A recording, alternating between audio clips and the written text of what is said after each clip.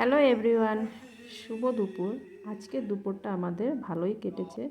দুপুর বলবো কি, সকালটাও ভালো ছিল। সকাল সকাল ঠাকুরের নাম কীর্তন শুনেই ঘুমটা ভেঙেছে। এই বৈষ্ণবটা সকালবেলায় এসেছে আমাদের মাসির বাড়িতে। তো মাসির বাড়িতে আমি এখন আছি।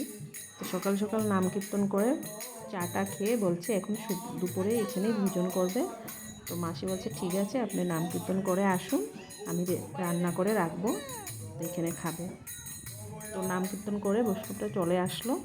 তো এসে বলছে ঠিক আছে, মাসি তখন পুজো দিচ্ছিলো, মাসির রান্নাবাড়া কমপ্লিট হয়ে গেছে, তো পুজো দিচ্ছিলো।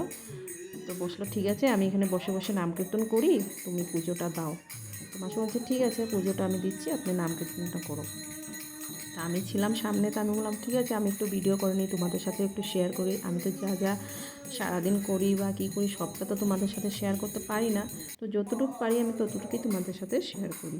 তো আমি একটু ভিডিও করে নিলাম, নাম কীর্তনটা তোমরাও শুনো, তোমাদেরও ভালো লাগবে।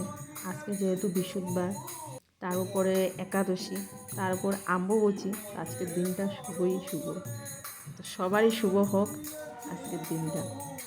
তারপর আমি মেয়েকে বলছি তুমি বসো সাথে, ওর দাদার সাথে নাম কীর্তন করো। তো বলছে ওকে আমি কাশিও এনে দিয়েছি, বলছে না করবে না, ও আমার সাথে করবে, আমি বসলে তারপর ও বসবে।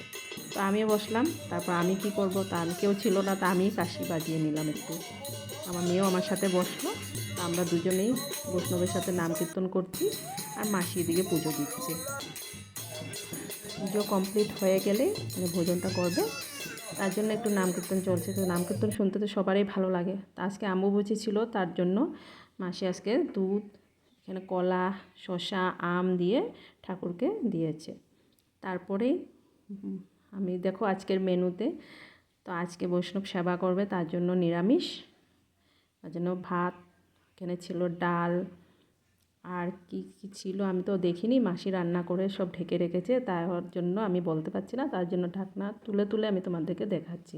এখানে আছে সয়াবিন ভাজা, আলু সেদ্ধ, আর এখানে আছে পনির ভাজা, পটল ভাজা, আর এখানে আছে মিষ্টি কুমড়ো ভাজা, সেটা বাদাম দিয়ে ভেজেছে, আর এখানে আছে লেবু, আর এখানে আছে পনির, ওটা গ্রেভি করেছে খালি।